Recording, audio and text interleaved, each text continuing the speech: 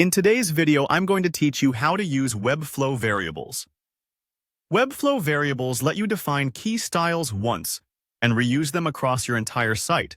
So when you update the master value, every linked element updates instantly. It's a huge time saver and keeps your design consistent. Let's start by opening the Variables panel. In the Webflow Designer, look at the left sidebar and click the Variables icon.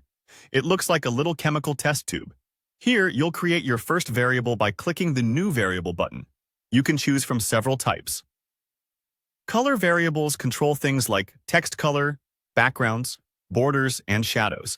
Size variables are perfect for spacing and typographic scale, including padding, margins, widths, heights, and font sizes. Percentage variables help with fluid sizing like width and height. Number variables cover z-index, font weight, line height, and opacity. And font family variables store your typography choices. Give each variable a clear, descriptive name. Using slashes is a great way to create structure. For example, colors primary or sizes spacing base. This small step pays off later when your list grows. Set an initial value that fits your design system. And remember, you can reorder variables by dragging them in the panel. Grouping by name helps keep everything tidy and easy to find.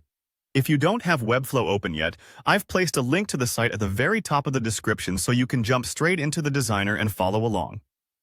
Now, let's use your variables in the Style panel. Select any element on your canvas that you want to style. On the right, open the Style panel. Hover your cursor over a compatible input, like background color, font size, padding, or opacity. You'll see a small purple dot appear in the top left corner of that input. Click the purple dot to open your Variables menu, then pick the variable you want to link. The input field will turn purple, which means it's now driven by that variable.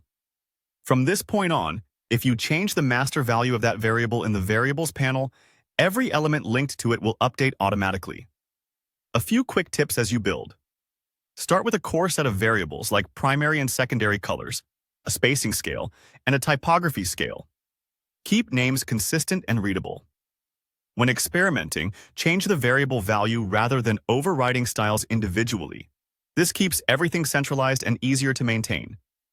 That's it. You've created variables, organized them, and linked them in your styles.